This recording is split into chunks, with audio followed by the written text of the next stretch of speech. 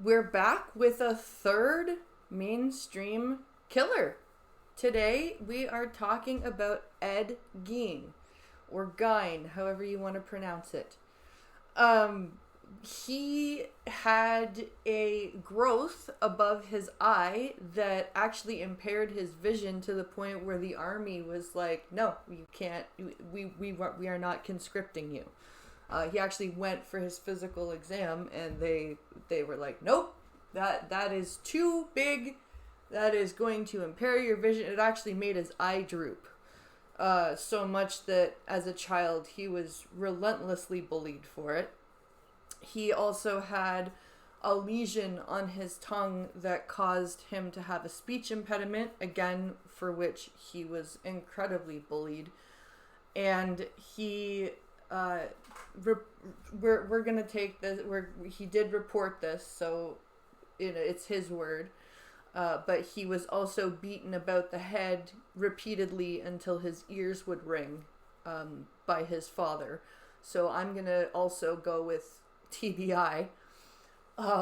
So again, disabilities that you wouldn't necessarily think of, but that affect people's growth and development psychologically.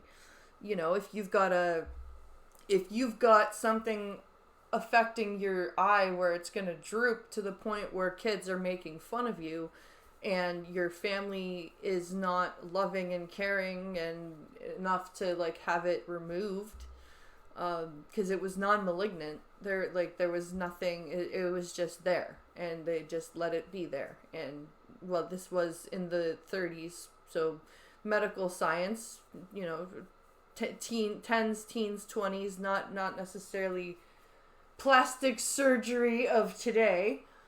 So maybe it couldn't have been removed.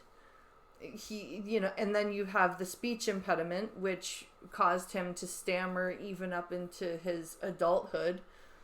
We have his malformed a view of women due to his Lutheran mother, saying that women were evil, and that she caught him jacking off once and grabbed him and squeezed him and said that his male bits were the curse of a man. So that's how he grew up viewing sex. Now, what did Ed do, you might ask, if you didn't already know?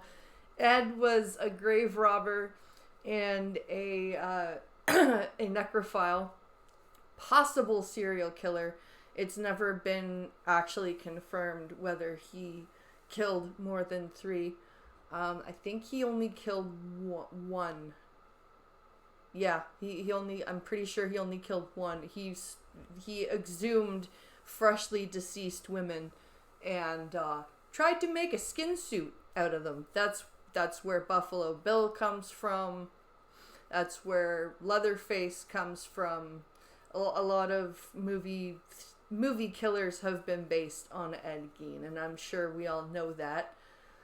But I'm really finding doing these videos on mainstream killers with these types of disabilities interesting, because I'm forcing myself to kind of look outside the norm of what a disability is. I'm looking outside my own prejudice about what a disability is. Because to me, it was like, no, like, your legs don't work, or you're quadriplegic, or you're deaf, or you're blind. But there are lots of other physical disabilities that you don't think of. And so doing these videos and researching these killers that you've heard of but not necessarily realized that they had impairments, it is very eye-opening, haha, pun intended, to me to have to look at these people and go, okay, yeah, they did have a disability. That obviously doesn't excuse what they did, but it could And it could play a factor into how they turned out because of how their disability was perceived by other people and how they reacted to it.